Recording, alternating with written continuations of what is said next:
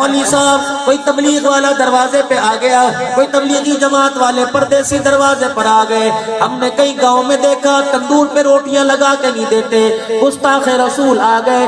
کوئی اپنی مسجد میں گھسنے نہیں دیتے، گستاخ رسول آ گئے۔ خدا پاک کی قسم ہے، محمود کوٹ کا علاقہ ہے، نمبر ٹیلی فون کے میں آپ کو دوں، پشاور کی طرف کی ایک جماعت آئی، مسجد والوں نے مسجد میں جگہ نہ دی، نہری نظام خشک تھا، اس نہر کے پل کے نیچے راتوں رات انہوں نے بستر لگائے، اللہ کا نام لے کے سو گئے۔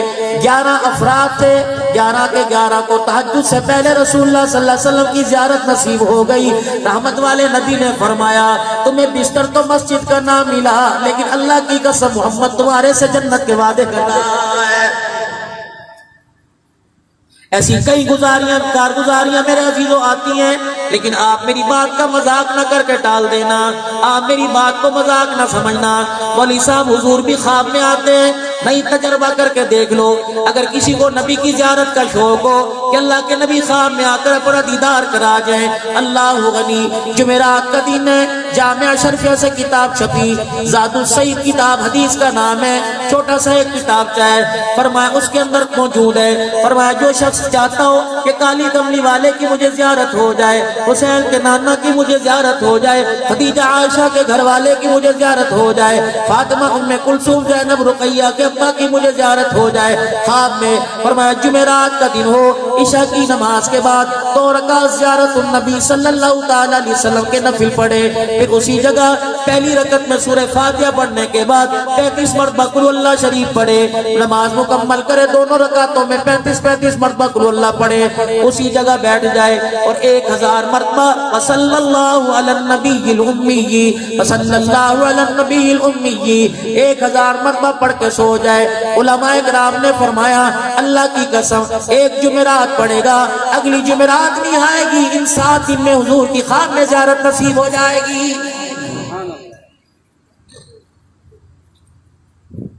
اگر کوئی چاہتا ہو مجھے مدینے کی حاضری نصیب ہو جائے، اگر کوئی چاہتا ہے مجھے بیت اللہ کا طواف نصیب ہو جائے، اللہ اکبر، پیسے والے نہیں جایا کرتے بلکہ مقدروں والے جایا کرتے ہیں۔ میرے عزیزوں عشاء کی نماز کے بعد 100 مرتبہ اسی نیت سے درود شریف پڑھنا شروع کر دو، یا اللہ میں درود شریف پڑھ رہا ہوں، اللہ مجھے حج کروا دے۔ اللہ کی قسم اللہ دلوں کو دیکھتا ہے، پیسوں کو نہیں دیکھتا، اللہ جل شانہ کو نہیں دیکھتا، پروردگار عالم کو نیتوں کو دیکھتا ہے۔ میرے عزیزوں جب آپ اپنے لیے ہاتھ اٹھا کر مال کی ترقی، مال کی زیادتی کی دعا کرو، کاروبار میں ترقی کی دعا کرو، وہی ہاتھ اٹھا کر دعا کر لیا کرو۔ یکم محرم الحرام ہے، رحمت للعالمین صلی اللہ تعالی علیہ وسلم جس کے دروازے پر دولہا بن کے آئے وہ کون ہے؟ جناب عمر فاروق رضی اللہ تعالی عنہ کی شہادت کا دن ہے۔ کون ہے کہ ہاتھ اٹھا کر جب بھی دعا کیا کرتے، کہا کرتے اللہم ارزقنا شہادت فی سبیلک واجعل موتنا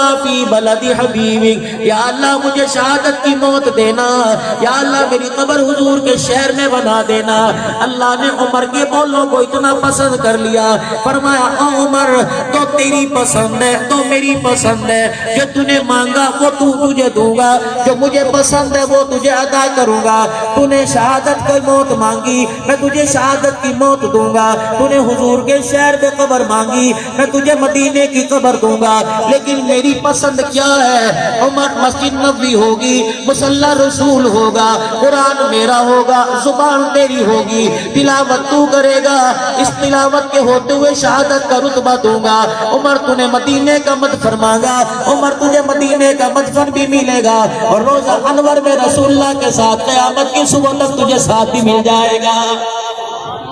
فرمایا من استطاع ان یموت بالمدینہ، او لوگو جس آدمی کی تمنا ہو، جس آدمی کو اللہ پیسہ دے دے، جو آدمی رقبے والا ہو، جس آدمی کو اللہ صاحب ثروت بنا دے، جس آدمی کو اللہ مال ڈگے شہر کی موت نہ مانگنا، اور کھاریاں کی موت نہ مانگنا، قبر تو کہیں بن جائے گی۔ فرمایا اگر تمہارے میں مدینے میں مرنے کی طاقت ہو، استطاعت ہو، تو ٹکٹ کٹا کی زندگی کے آخری ایام میں جب کھانس کھانس کے برا حال ہو جائے، لوگوں ڈنڈے کے بغیر چلنا دشوار ہو جائے، اینک کے بغیر دیکھنا مشکل ہو جائے، اعلیٰ سماعت کے بغیر سننا مشکل ہو جائے، دماغ بھی میرے عزیز وہ فیصلے عجیب عجیب کرنے لگ جائے، فرمایا اس وقت ٹکٹ کٹا کے میرے مدینے میں آ کے بسیرا ڈال لینا، کسی کونے میں بیٹھ جانا، روٹی نہ ملے کھجوروں پہ گزارا کر لینا، زمزم پہ گزارا کر لینا، میرے روزے کی سنہری جالیوں کو دیکھ کر اپنا کلیجہ ٹھنڈا کر لینا،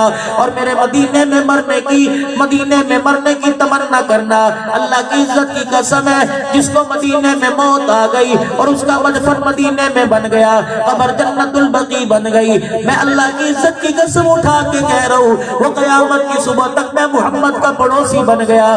پڑوسی کا پڑوسی پہ بڑا حق ہے، میرے پڑوسی کا میرے پہ یہ حق ہے۔ قیامت کا دن ہوگا، میدان معاشر سے میں اکیلا جنت میں نہیں جاؤں گا، بلکہ اپنے پڑوسی کا ہاتھ پکڑ کر اسے ساتھ لے کے جنت کے اندر جاؤں گا۔ امام مالک رحمت اللہ علیہ نے اسی وجہ سے ساری زندگی مدینہ نہ چھوڑا، زندگی کے اندر ایک حج کیا، دوبارہ حج کے لیے نہ گئے، کہیں مدینے سے باہر موت نہ آ جائے۔ اور لوگوں، ان کی شان میں بولنے سے پہلے، ان کی محبت کا دم بھرنے والوں پر انگلی اٹھانے سے پہلے سوچ لیا کرو ہمارے بڑے کون ہیں۔ امام مالک رحمت اللہ علیہ، آپ کا جب انتقال ہوا، آپ کو جب غسل دیا گیا، دونوں کندھے گھسے پڑے تھے، کھروٹ بنے ہوئے تھے، جب غسل دیا گیا کھروٹ بھی اتر گیا اور خون نکلنے لگ گیا۔